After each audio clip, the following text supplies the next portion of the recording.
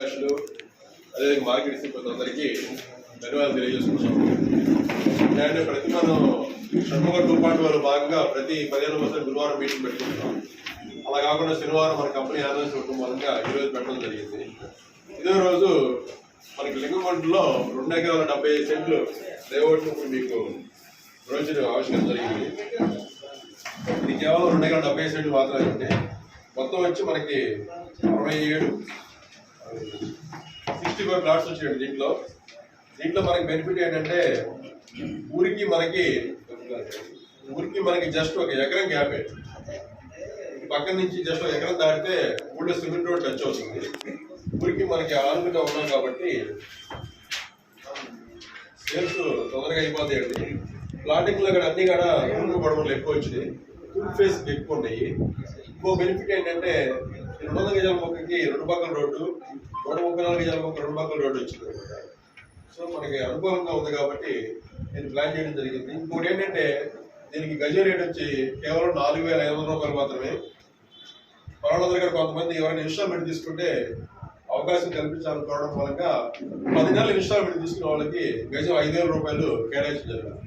Spot registration వాళ్ళకి గజం కేవలం 4,500, 10 నెలల ఇన్స్టాల్మెంట్ తీసుకున్న వాళ్ళకి గజం 5,000 రూపాయలు.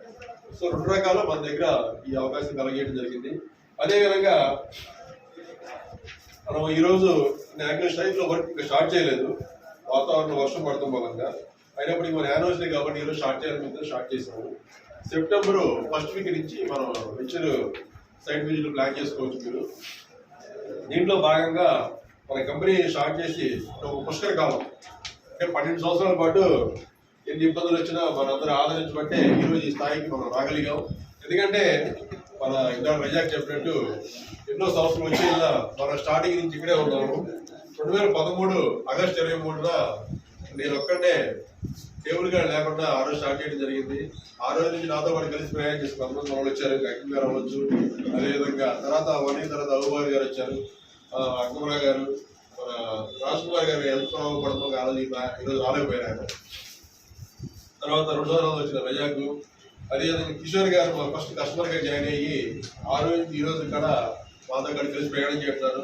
ఒక 6 నెలల గ్యాప్ తర్వాత సుధాకర్ వచ్చాడు.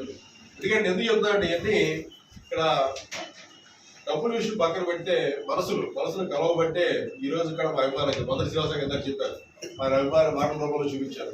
ఎందుకు చెప్తున్నామంటే మన సంస్థ ఫస్ట్ నుంచి కూడా మనం ధర్మం పాటిస్తే ఆ ధర్మం మనకు కాపాడింది అనే సిద్ధాంతం